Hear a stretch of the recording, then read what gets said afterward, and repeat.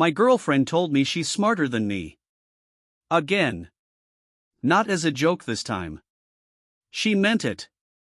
And instead of arguing back like usual, I did something we almost never do in an argument. I said, let's actually check. Here's the thing about that question. Everyone has an opinion on it.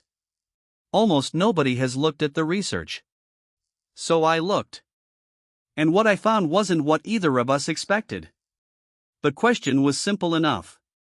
Who's smarter, men or women? She said women, obviously.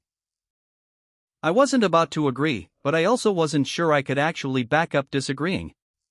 So we went looking for the real answer instead of just repeating what felt true. The first thing the research says is almost anticlimactic. On average, men and women score the same on general intelligence tests. Not close. The same. This isn't one small study either. It's the conclusion of decades of large reviews, across different countries, different tests, different generations. If a real gap existed, it would have shown up clearly by now. It hasn't. I told her that. She didn't believe me. She said she'd definitely seen a study somewhere that proved women score higher, or that proved men score higher. She couldn't even remember which anymore. That's the thing about this argument. Everyone's heard a version of a study. Almost nobody remembers what it actually said. So we dug into where that confusion comes from. In the early 2000s, researchers Paul Irwing and Richard Lynn published a study using a nonverbal reasoning test called Raven's progressive matrices. They reported men scoring a few points higher on average. That number spread everywhere. What didn't spread nearly as far was what happened after. Other researchers, including Steve Blinkhorn, challenged the finding directly in the same academic journal, arguing the method didn't support such a strong conclusion. The debate never fully resolved. One study became a talking point. But correction became a footnote nobody read. That's when I realized something. This entire argument survives on selective memory. People remember the headline. They forget the retraction, the pushback, the nuance. My girlfriend does it. I do it too, if I'm honest.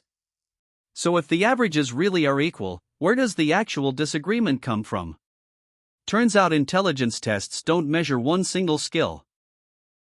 They bundle several abilities together into one score. Split those abilities apart, and small real differences do show up. Women tend to score slightly higher on verbal tasks.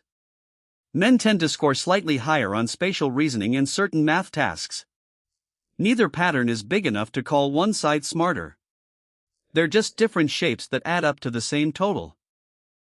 I told her that part. She said fine, verbal counts more anyway. I said sure, whatever helps you sleep at night.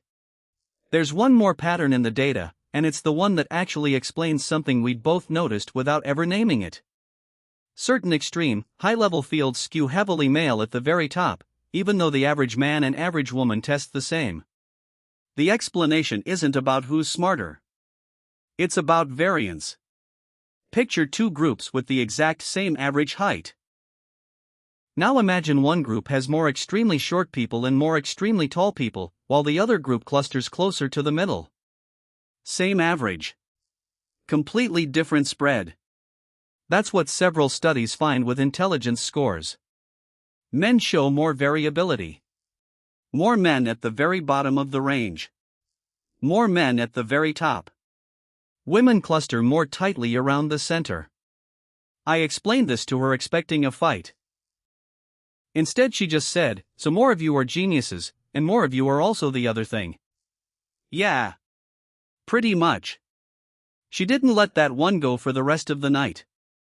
Then we got to the part that actually made both of us laugh.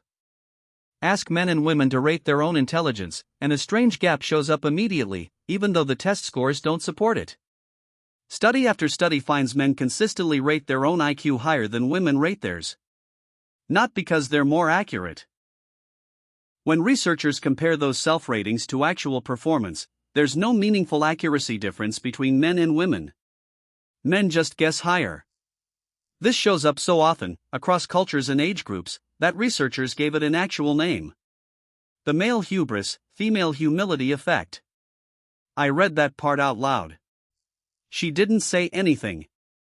She just looked at me. I didn't need her to say anything. There was one more piece we almost skipped, and it turned out to be the most interesting one. She brought up stereotype threat, the idea that reminding someone of a negative stereotype right before a test can hurt their performance.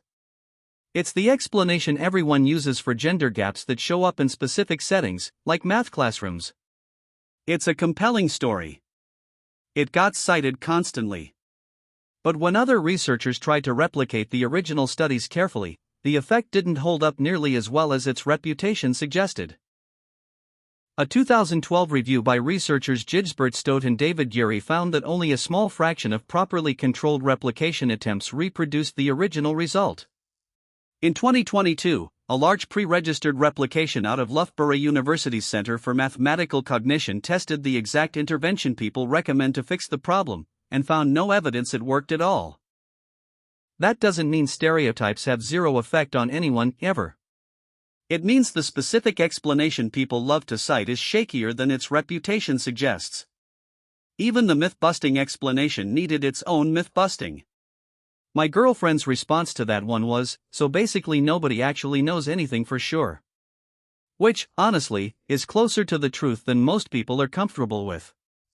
So where did that leave us? No real gap in overall intelligence.